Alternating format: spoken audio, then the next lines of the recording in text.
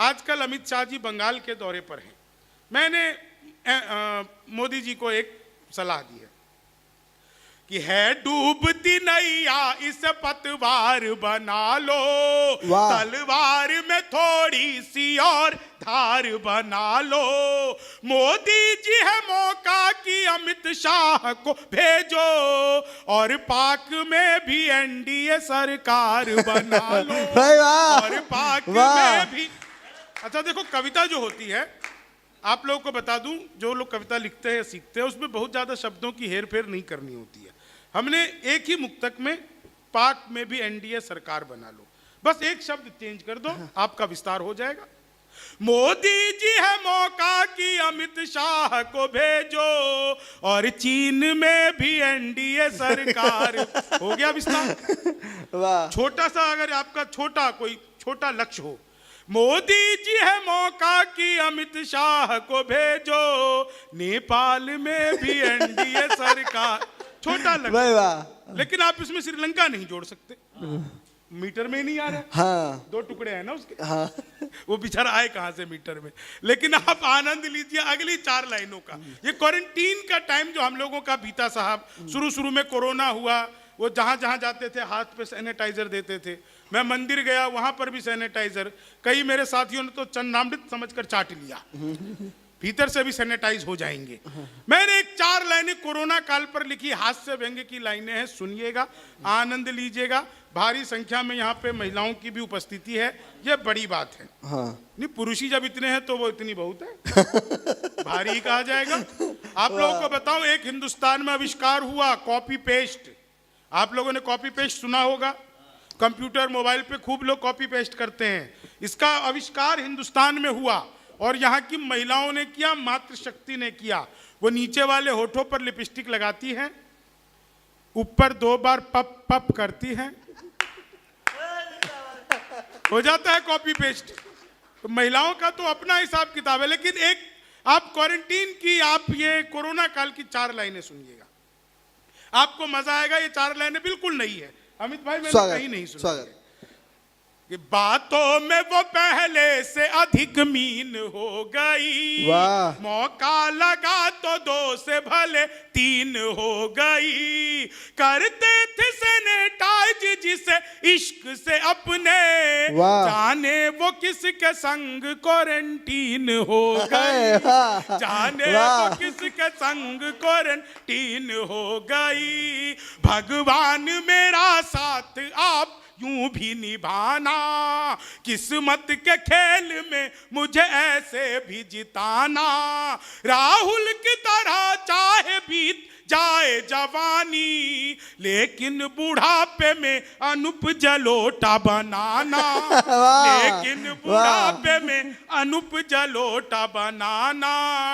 और अगली 4 लाइनें जो फरमाइशी की लाइनें हैं कि तुम तोड़ो वादा और हम निभाते रहेंगे, नाराजगी ऐसे भी हम जताते रहेंगे। जब तक नहीं आते हैं 15 लाख खाते में, तब तक तुम्हें मोदी जी हम जिताते रहेंगे, तब तक तुम्हें कल को हार जाए तो कौन देगा। ख्वाबों में तेरे, 4 लाइनें आपको हमेशा, सर्दी है आपको हमेशा हंसी देगी साहब। ख्वाबों में तेरे रंग कोई पिंक नहीं है, और पास तेरे अपनी कोई थिंक नहीं है। राहुल को लगी ठंड तो मोदी ने ये कहा, आधार से रजाई तेरी लिंक नहीं है, आधार से रजाई तेरी लिंक नहीं है। और अगली 4 लाइनें आप सबने बार बार सुना होगा, 56 इंच का सीना, इसका आप मजा लीजिए साहब। कभी निष्पक्ष बोलता है, आपको मजा आ जाएगा। 56 इंच का सीना कि चेहरे पे एक रुआब नया चढ़ ही जाता है, इतिहास में मुकाम नया कढ़ ही जाता है। शादी के बाद भी अगर साथ ना रहे, सीने का नाप इंच इंच बढ़ ही जाता है, सीने का नाप शादी के बाद अच्छा, उत्तर प्रदेश में योगी बाबा की सरकार जब बनी, हाँ। उत्तर प्रदेश कमाल का प्रदेश है साहब। मैं सच बता रहा हूं, दुनिया में इससे बढ़िया प्रदेश कोई हो ही नहीं सकता। मैं दुनिया की बात कर रहा हूं, ऐसे नहीं, भारत की नहीं, अद्भुत ही है। और यहाँ की पुलिस, मैं 4 लाइनें यहाँ की पुलिस, पिछले दिनों में जाइएगा आपको आनंद आ जाएगा साहब। और एक मुक्तक मुझे बीच में अचानक से याद आ गया, राजनीति दुशाले उतार करके सुनिएगा। चौथी लाइन आप लोग सुनाएंगे इस दावे के साथ। कुछ चोर आए कईयों की चोटी चुरा गए, बाबा थे कई कितनी लंगोटी चुरा गए। जनता ने जब चुराने का मौका नहीं दिया, अखिलेश जी बंगले की ही टोटी। जनता ने जब ताली बजा के हाथ बांधने चलेगा। लेकिन पुलिस में सुनिएगा साहब कि 2 में जमा 2 करके 4 भाग देती है, पानी में जैसे ये लगा के आग देती है। यूपी पुलिस की क्या बराबरी कर कोई, मुंह से आवाज करके गोली दाग देती है, मुंह से आवाज करके गोली दाग देती है। माँ भारती को इतना भी प्यारा नहीं होगा, दुनिया में कोई और यूं न्यारा नहीं होगा। लाखों ही लोग देश में आए हैं और गए, पर चौधरी चरण सा दोबारा नहीं होगा। भाई वाह वाह वाह, कमाल, भाई गदर कर दिया भैया। नहीं होगा चीनी को। ये आप लोगों की साहब, मैं सच बताऊं, वो एक शेर किसी शायर का है कि तुम्हारी शख्सियत से यह सबक लेंगी नई नस्लें, मासूम गाजियाबादी। तुम्हारी शख्सियत से यह सबक लेंगी नई नस्लें, वही मंजिल पे पहुंचा है जो अपने पांव चलता है।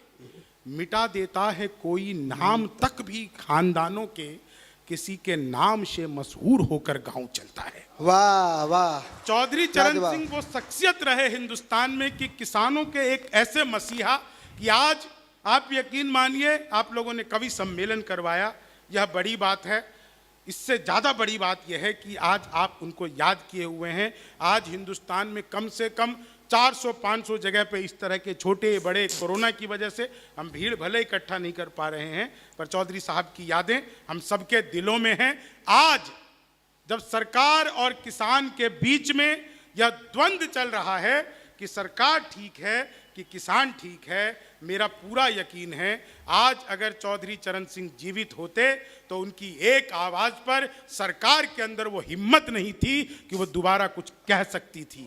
वह ऐसा हौसला रखने वाला आदमी जो किसानों का एकमात्र नेता इस देश में अगर कोई हुए तो वो चौधरी चरण सिंह हुए। इसके अलावा बाकी सब, आपको भला लगे बुरा लगे, आप सब जानते हैं हकीकत क्या है, किसानों की हकीकत क्या है, या आप सब जानते हैं, क्योंकि आपके लिए तो खेत सड़क के उस पार है साहब। सड़क पार करिए, आपके लिए खेत शुरू हो जाते हैं। खेत आपके लिए दिल्ली के चारों तरफ से घिरे हुए बॉर्डर नहीं है। आप जो फसलें बोते हैं वही फसलों को हमारी आने वाली पीढ़ी संस्कार के रूप में खाती है। आज किसान आंदोलन के नाम पर जब खालिस्तान की मांग की जाती है तो हम आने वाली पीढ़ी को क्या देंगे, यह तो आप लोगों को भी तय करना होगा, किसानों को भी तय करना होगा और सरकारों को भी तय करना होगा। बहुत बढ़िया। शर्जील इमाम की रिहाई क्या इस देश के लिए जरूरी है? वाह। कहीं ना कहीं किसानों की उचित मांग मैं कह रहा हूं आपसे, उचित मांग इन अनुचित लोगों से घिर गया है। आज फिर मैं कहता हूं कि आप लोग अपने बीच से एक चौधरी चरण सिंह को पैदा करिए, तभी जाकर के इस देश का किसान समृद्ध हो सकेगा। बहुत बढ़िया, बहुत शानदार, वाह, लाजवाब, स्वागत स्वागत, वाह। मैं अगर भावुकता में कुछ अधिक कह गया हूं तो माफ मत करिएगा, समझिएगा। वाह। कहीं लगे कि ये मांग ले। बिल्कुल, मैं क्योंकि मैं जो कह रहा हूं दिल से, लेकिन साहब मैं हास्य का कवि हूं। 4 लाइनें और सुनिए। स्वागत। उसके बाद जो आप कह रहे थे, हाँ। 4 लाइन सुनिएगा। उत्तर प्रदेश में मैं वापस लौटता हूं, क्या कमाल का प्रदेश है साहब, अद्भुत ही प्रदेश है। योगी बाबा की जब सरकार आई थी तो पहला काम किया एंटी रोमियो, जैसे जूलियट की कोई गलती ना हो।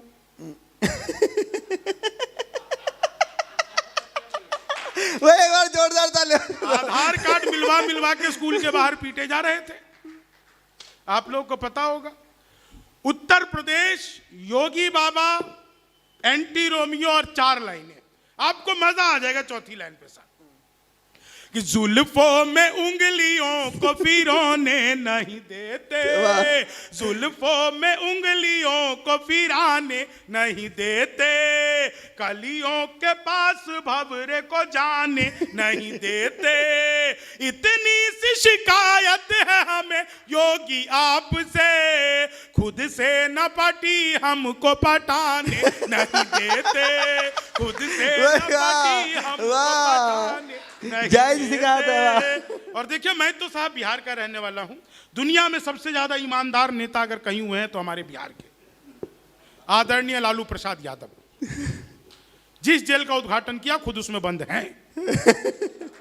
ये होती है उद्घाटन की जिम्मेदारी। वाह। मैं तो तभी से कह रहा हूं इनसे किसी दिन शमशान घाट का करवा लो। हाँ, एक ही बार में बढ़िया है। वाह। लेकिन साहब, पिछले दिनों मैंने मोदी जी से पूछा, मैंने कहा मोदी जी आपकी नीयत क्या है? दोस्तों, निष्पक्ष बात आप लोगों तक पहुंच जाए तो एक एक व्यक्ति, बस थोड़ी सी बारीक बात है इसलिए कह रहा हूं। मैंने पूछा मोदी जी आपकी नीयत क्या है? मोदी जी बोले मेरी नीयत पाक साफ है। पाक साफ है। शब्दों का ही खेल है कविता कि चीनी को जमा करके फिर से गन्ना बना दूं। मुझे तो याद है भाई अमित, हाँ, वो आजकल किसानों का आंदोलन भी चल रहा है, मंत्री जी से नाराजगी है, तो जो किसान पक्ष में नहीं है वो तो छोड़ो, जो पक्ष में आ सकते हैं उनको मनाने के लिए हमारे एक मंत्री जी दूर दराज के गांव में चले गए। एक किसान खेत में काम कर रहा था, उसके पास गए और जाकर के बोला कि इधर आओ भाई, ये गन्ने की फसल कितने दिन में तैयार हो जाती है? इतना सुनना ही था कि वो गांव के दूर दराज का किसान, अरे साहब आइए, कृषि मंत्री आए हैं, आपका स्वागत है। बोले यार तुम टीवी देखते हो? बोले नहीं। अखबार? बोले जी मैं तो पढ़ा लिखा ही नहीं हूं। बोले अच्छा, फिर तुम्हें कैसे पता चला कि मैं कृषि मंत्री हूं? बोले सर आपने मेरी गेहूं की फसल को जो गन्ने की फसल बताया मैं समझ गया हो ना हो आप इस देश के कृषि मंत्री ही हैं। तो साहब बढ़िया बढ़िया, मंत्रियों की तो ये हालत है साहब। लेकिन आप लोग आनंद ले रहे हैं कि चीनी को जब, मैं तो अद्भुत ही कवि हूं। क्लास में अध्यापक आए, बोले कौन बेवकूफ है, खड़ा हो जाए, तो मैं ही खड़ा हो गया। बोले तुम बेवकूफ हो? मैंने कहा नहीं सर, आप अकेले खड़े अच्छे नहीं लगते। चीनी को जमा करके फिर से गन्ना बना दूं। हिंदी के अध्यापक आए, बोले राहुल गांधी देश के प्रधानमंत्री बनेंगे, इसमें कौन सा अलंकार है? मैंने कहा जी असंभव अलंकार है। चीनी को जमा कर, मोदी जी चले गए थे नासा, वैज्ञानिकों ने 2 मिसाइलें दे दी। मोदी जी ने पूछा इन मिसाइलों का मैं क्या करूंगा? वैज्ञानिक बोले सर आपको तो आदत है, फेंक देना। चीनी को जमा करके फिर से गन्ना। मैं सच बता रहा हूं, संस्कृत के अध्यापक आ गए, बोले तमसो माँ ज्योतिर्गमया, इसका हिंदी में अनुवाद करो। मैंने किया, माँ तू सो जा, मैं ज्योति के पास जा रहा हूं। चीनी को जमा करके फिर से गन्ना बना दूं। गणित के अध्यापक आ गए, बोले एक्स की वैल्यू बताओ। मैंने कहा जो हमें छोड़कर चली गई हमारी नजरों में उसकी कोई वैल्यू नहीं। चीनी को जमा करके फिर एक बार जोरदार तालियां भाई, वाह कमाल। चीनी को जमा करके, हिंदी का अध्यापक फिर आ गए, बोले आमंत्रण और निमंत्रण में फर्क बताओ। मैंने कहा जो निमंत्रण नीम के पेड़ के नीचे से दिया जाता है उसे निमंत्रण कहते हैं, जो आम के पेड़ के नीचे से दिया जाता है उसे आमंत्रण कहते हैं। चीनी को जमा करके फिर से। अच्छा, मथुरा तो कमाल की जगह है। मैं पिछली बार जब आया था बांके बिहारी जी के दर्शन करने, गिरिराज जी के दर्शन करने, ऑटो वाला 45 मिनट तक मुझे घुमाता रहा। 5 मिनट के रास्ते को 45 मिनट बनाने की कला जो यहाँ के ऑटो वालों को आती है वो दुनिया में किसी को नहीं आती।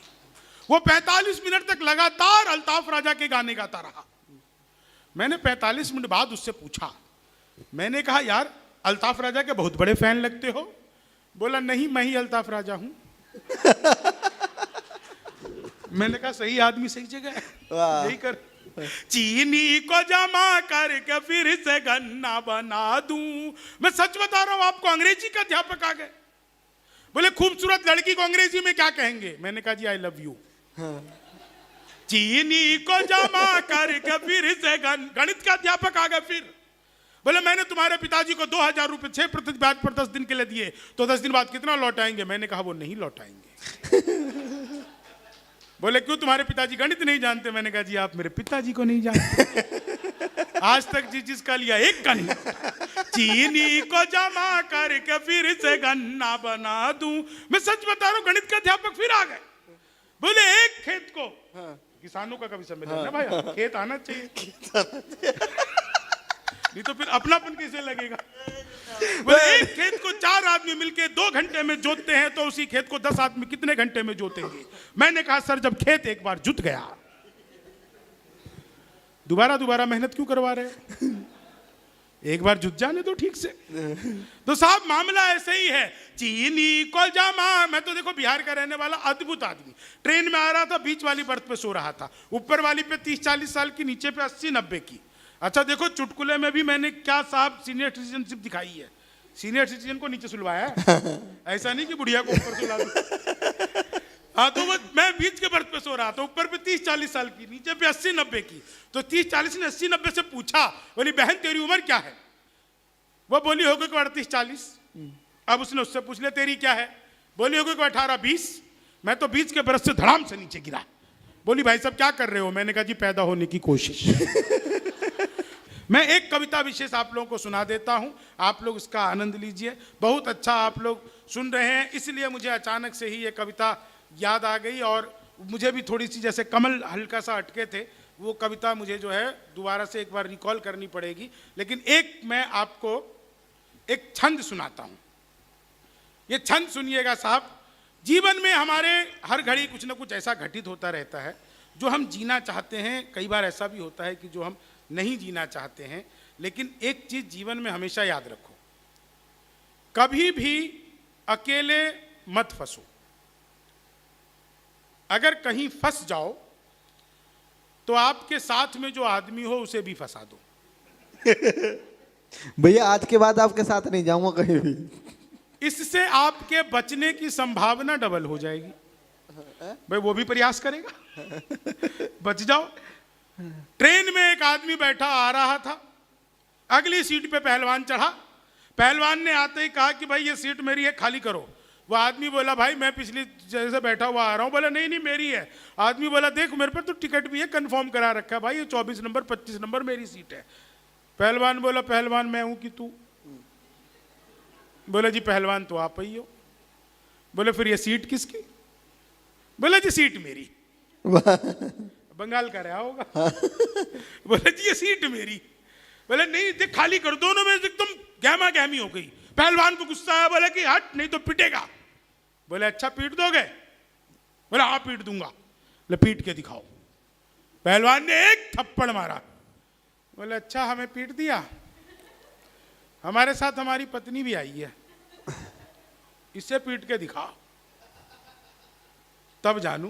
पहलवान ने पत्नी के भी एक, हमारे साथ हमारे जिगर के टुकड़े बच्चे भी आए हैं, बच्चों के भी एक। बोले हमारे चाचा भी आए, चाचा को भी एक चाची आई है, चाची को भी एक बुआ आई है, बुआ को भी एक मामा आए, मामा को भी एक मामी बुआ फूफा। भाई ने एक एक करके पूरी बोगी पिटवा दी। मैं बचा था। वो तो शुक्र करो मैं उसके खानदान का नहीं था, नहीं तो मैं भी पिटता। मैंने उससे बाद में पूछा, मैंने क्या एक बात बता, ये 2 सीट के चक्कर में तूने पूरा खानदान क्यों पिटवा लिया? बोला भाई साहब क्या बताऊं, अगर मैं इन्हें नहीं पिटवाता तो घर जाके चिढ़ाते। कहते अकेले पिट के आ गया, अब सबको पिटवा दिया, कोई कुछ नहीं बोलेगा। तो जीवन में अकेले मत पिटो। वाह। एक मुक्तक मैं आपको सुनाता हूं, उसके बाद मैं अपना स्थान लेता हूं, आनंद लीजिएगा साहब। कि मनहूस से चेहरों को सदा डांटता हूं मैं, गम की बदलियों में भी खुशी छांटता हूं मैं। भाता नहीं मुझको कोई चेहरा उदास सा, बस इसलिए ही सबको हंसी बांटता हूं मैं। बस इसलिए ही। आप सबका बहुत बहुत आभार। खुलूस दिल में लबों पर मिठास रहने दो, न खुद रहो न किसी को उदास रहने दो। धन्यवाद। जय हिंद।